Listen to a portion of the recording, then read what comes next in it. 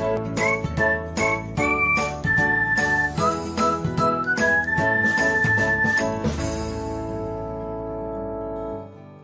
everyone, welcome back to another episode of Technologyglance.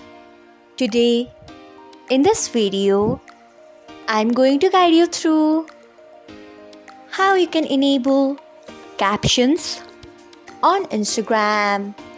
So, let's get started. Firstly, open Instagram app in your device. Then tap on profile icon. Next, tap on three lines icon. After that, tap on settings and privacy. Next, scroll until you find accessibility. Then tap on it. After that, tap on captions.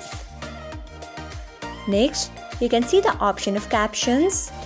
Turn on it by tapping on it.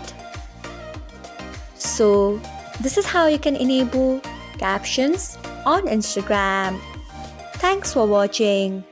If you found this guide helpful, we would love it if you hit the thumbs up button below.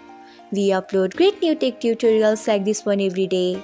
So do not forget to subscribe to our channel and hit the bell icon so that you will never miss another update.